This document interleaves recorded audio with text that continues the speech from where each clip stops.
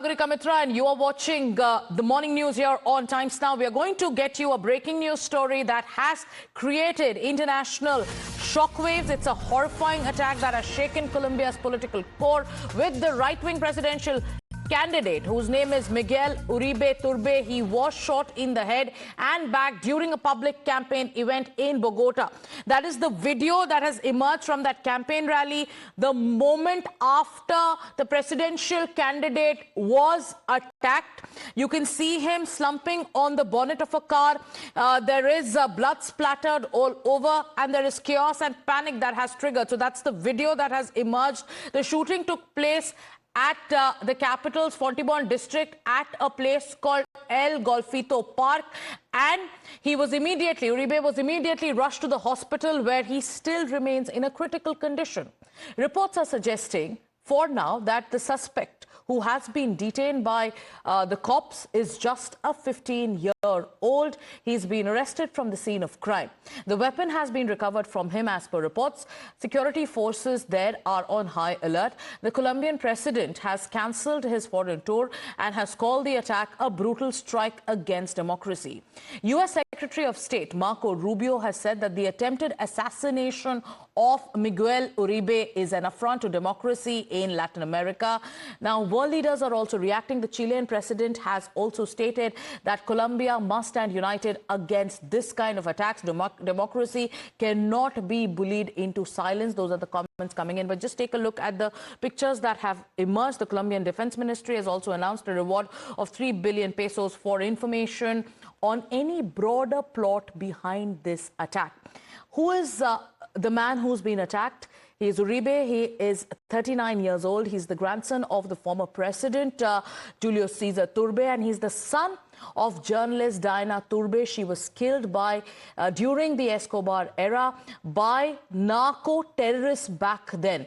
Now, Uribe is a top contender in Colombia's presidential elections, which is slated to take place next year. He's a fierce critic of President Petro's leftist policies. This attack is also coming at a time when there is a lot of political polarization that is intensifying in Colombia. This is reminiscent of the narco-terror days of the 90s in Colombia. We've accessed some videos of the moment when the horror struck. Let's listen in. Salud mental, el principal problema en Bogotá y Colombia.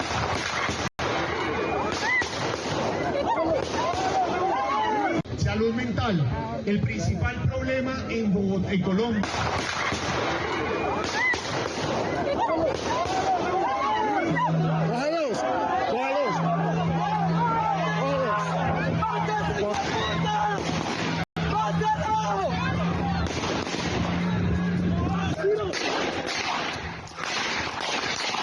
Salud mental, el principal problema en Bogotá y Colombia.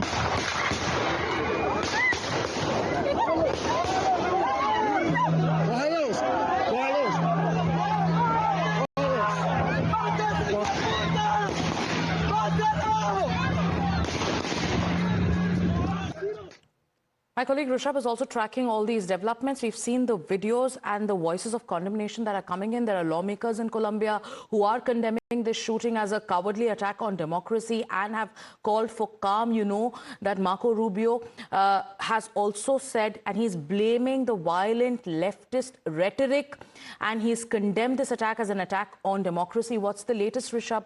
What do we know with regards to Uribe's health condition?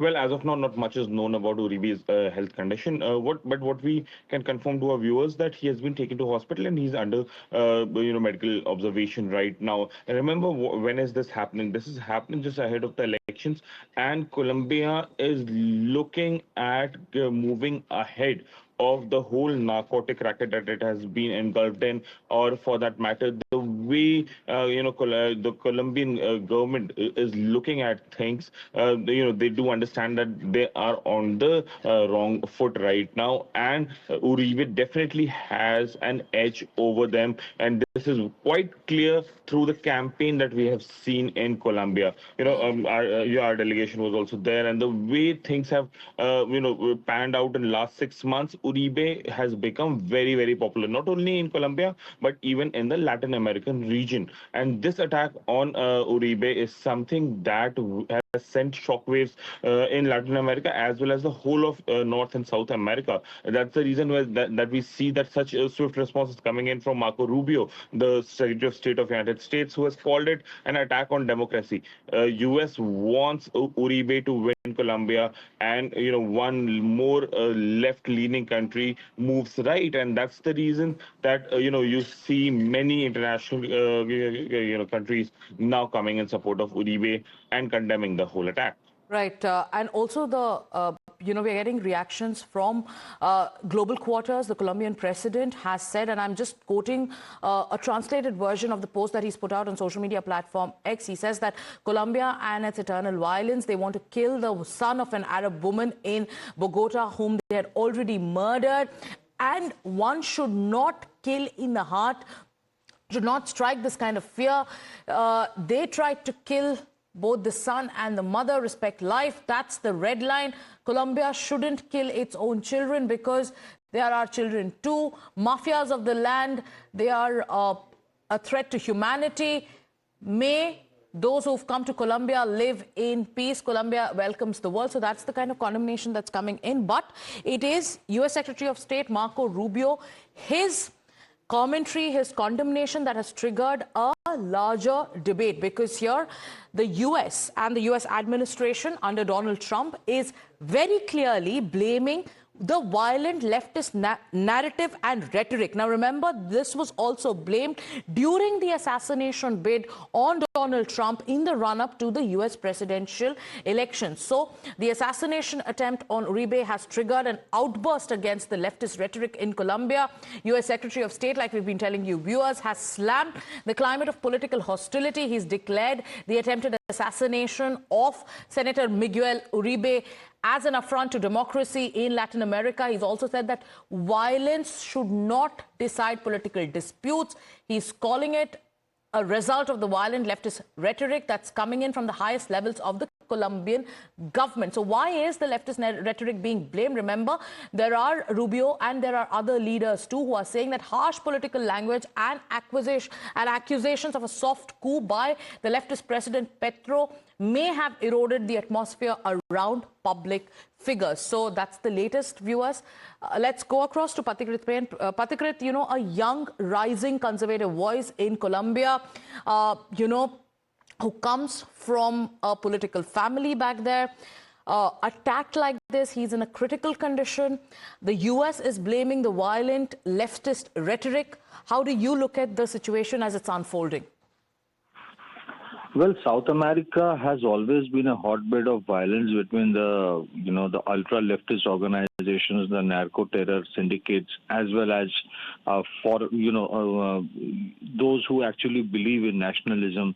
While there are statements are coming from United States about condemning it, which is appreciable, but it is also a reality that South America and Central America for far too long has been a hotbed of CIA activities for regime change. So overall, if you look at it, countries like Colombia, the stability over there is extremely critical because the fight that is there against, narco-terror syndicates like the FARC, which do have connections with the ultra-leftist organizations over there, it is almost akin to the fight that we in India have been, waging against the Maoist terror organizations. So if the world has to have an environment which is free of narco-terror or drug menace, then stability in countries like Colombia is extremely critical.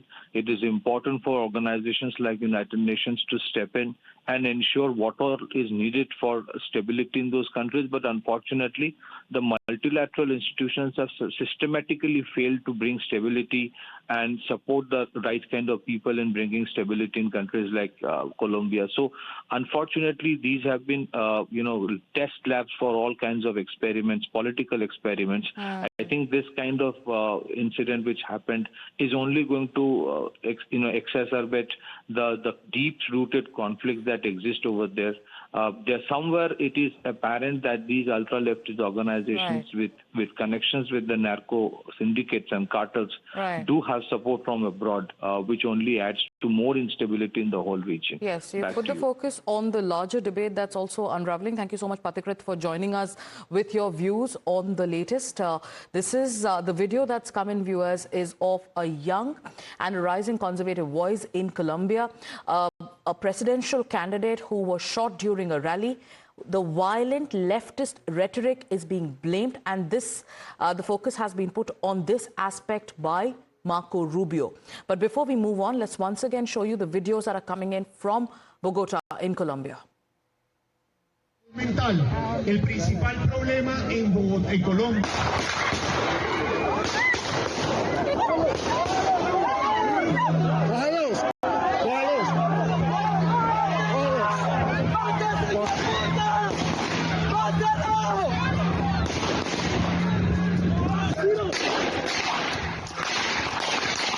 Salud mental, el principal problema en Bogotá, en Colombia.